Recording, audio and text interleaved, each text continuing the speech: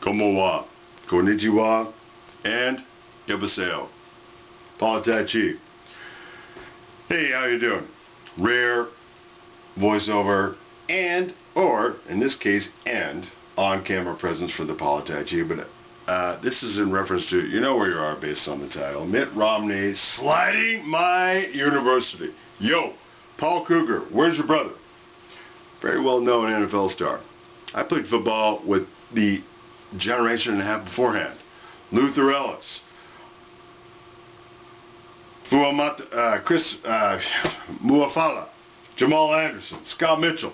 Where are you guys? Now I've been on YouTube for a while. I've been espousing the virtues of the U of U. It's not Miami, it's the U of U. University, U of Utah, running Utes, proud tribe. Got it right here. Check it out. All the large font. Larger tribes. Plus the U on the hill. There are 4 U's. It's not Miami.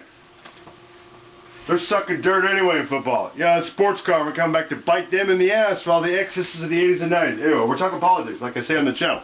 Where sports and politics collide with MacGyver. I haven't had a whole lot of MacGyvering time, but Mitt Romney doing that, you know, Donald, you were right. He kind of was, he was not prepared to handle it. Why? Because he might have had the policy and the thought processes, but he didn't have the oratory or oration skills of President Obama, and he didn't have the toughness of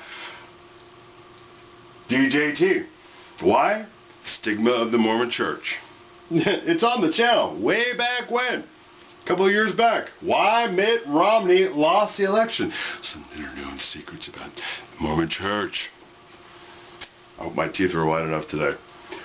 It's there, because I know. I'm the black sheep of my family. I walked away from the Mormon Church when I was 12. And the stigma of the goody two-shoeness and, you know, being some weird sect of Christianity, well, you know, sort of, kind of, maybe, but, you know, hello, FBI, I'm going to throw this out there because I might have an audience I'm not prepared for. The Sean Penn lookalike that's on your top 10, one of the top 10 most wanted, that's where he is. When you saw those floats happening in Colorado City, northern Arizona, okay, it's kind of weird, Four Corners area. Colorado City there, way south Utah, way north Arizona. Yeah. There's a reason why the juxtaposition of what some of you may have saw of women in that kind of 1840s prairie garb trying to push cars out of a river that was a street. Yeah, hello Mitt Romney. I mean, my cousins gave you some insight in terms of like Mormons viewed in Utah as opposed to Mormons outside of the state. But that stigma will always remain. When I said the polygamy that still exists, not cool. Uncles may not appreciate it for me, but my dad, late father, died when I was 5. I walked away from the Mormon church when I was 12. It just seemed weird then, and it's every bit as weird now, and nobody talks about it, but that's why I lost it. You can't be an evangelical when you're part of this weird sect of Christianity that no other sect, for the record, he's talking smack at my university. He wants to bring jobs home from China and Japan, but his prescriptions to do those things are flimsy at best. At the last debate, all he could remember about his health care plan was to remove insurance boundaries between states. Successfully bringing jobs home requires serious policy and reforms that make America the place businesses want to come, want to plant, and want to grow. You can't punish business into doing what you want. Frankly, the only serious policy proposals that deal with the broad range of national challenges we confront today come from Ted Cruz, Marco Rubio, and John Kasich. One of these men should be our nominee.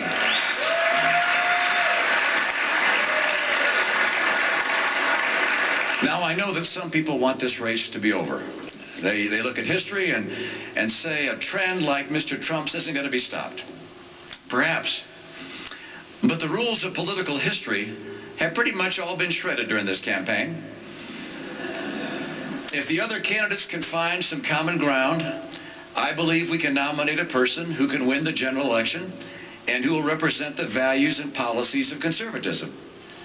Given the current delegate selection process, that means that I'd vote for Marco Rubio in Florida, and for John Kasich in Ohio, and for Ted Cruz, or whichever one of the other two contenders has the best chance of beating Mr. Trump in a given state.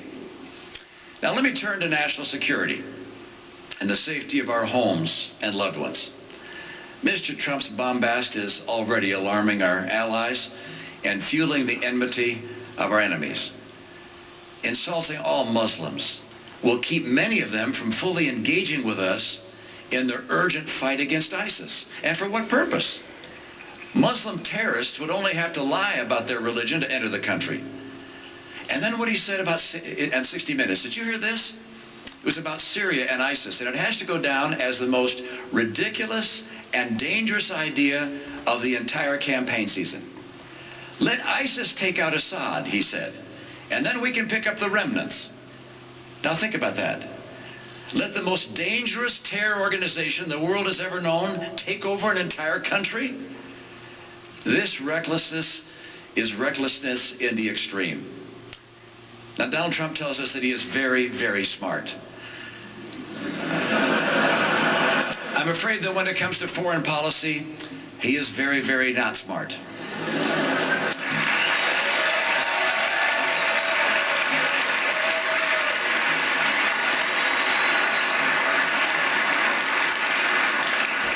Now, I'm far from the first to conclude that Donald Trump lacks the temperament to be president. After all, this is an individual who mocked a disabled reporter, who attributed a reporter's questions to her menstrual cycle, who mocked a brilliant rival who happened to be a woman due to her appearance, who bragged about his marital affairs, and who laces his public speeches with vulgarity. Donald Trump says he admires Vladimir Putin. At the same time, he's called George W. Bush a liar. That is a twisted example of evil trumping good. Rather extraordinary late-night discussion on Super Tuesday about, while we should point out you weren't advocating this, starting a campaign to do this, you were talking us through ways that Republicans could put obstacles in front of Trump, ways that Republicans could prevent him as the front runner. Have you detected any movement in the movement to do that? I would put it in a large degree of fluttering of wings right now. The question is, can the flock move in a unified direction? I think that's got to happen pretty quickly if it's going to happen. But I also think the Trump people understand the state-by-state need to organize the state conventions and the state executive committees. So I believe that will be a robust discussion of democracy in many state capitals. Ben, you've been around a long time, and I'm looking here through my notes about this speech. Whatever happened to Trump Airlines, Trump University, Trump Magazine, Trump Vodka, Trump Steaks, Trump Mortgage? He called him a bully, a misogynist, a show-off, and he was just getting started. I have searched my memory. I've searched the political history of modern America. I've never seen anything like it, and yet each day brings another surprise, and we're looking at another GOP debate tonight. Can you believe this is playing out? No, it is extraordinary. It's certainly not like anything I've seen. There have been less than warm personal feelings between presidents and then the nominees who would come after them, but nothing like this, so vitriolic and personal, and it's running both ways. Yeah, we left less than warm a long time ago, and we've moved into scorched earth now. Ben Ginsberg, always a pleasure, Counselor. Thank you very much for being with us. And Andrea, to you, the same question we started our conversation with. You've covered a lot of campaigns. I cannot remember a precedent for a day like the one we've just seen. I can't either, because even in cases going back in history where there was tension between the former president and the successor, the former nominee and the successor, I can't imagine anything this personal. He tried to inoculate against the attacks that are surely to come from Donald Trump momentarily, no doubt, saying that he will come after me, but saying, will it be on the substance? Will it be on the issues of how to go up against ISIS, let's say, the other substantive issues that Mitt Romney raised in this speech, this amazing speech? speech.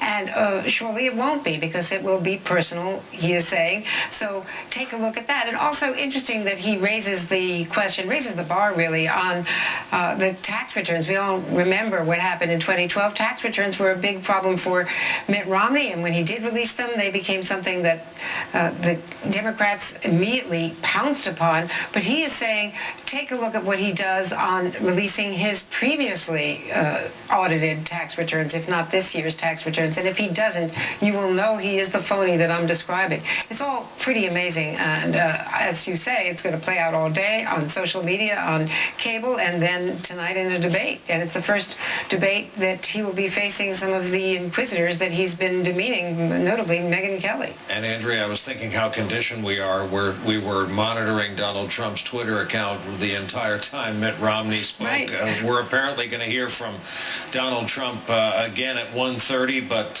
miles to go before we sleep, and you have a whole hour-long broadcast to begin, so we'll let you do that. And thanks to you, and you're setting the table here, because this is extraordinary. As Brian has been reporting, Brian Williams, Peter Alexander, this is unprecedented in American political history. Mitt Romney, the former Republican presidential nominee, leading the establishment charge against the current Republican frontrunner Donald Trump. Even though he sought and welcomed Donald Trump's endorsement only 4 years ago, Romney eviscerating Trump's claims to be a good businessman, calling him a phony. Wait. Isn't he a huge business success? Doesn't he know what he's talking about? No, he isn't. And no, he doesn't. His bankruptcies have crushed small businesses and the men and women who work for them. He inherited his business. He didn't create it. And whatever happened to Trump Airlines? How about Trump University? And then there's Trump Magazine, and Trump Vodka, and Trump Steaks, and Trump Mortgage. A business genius he is not.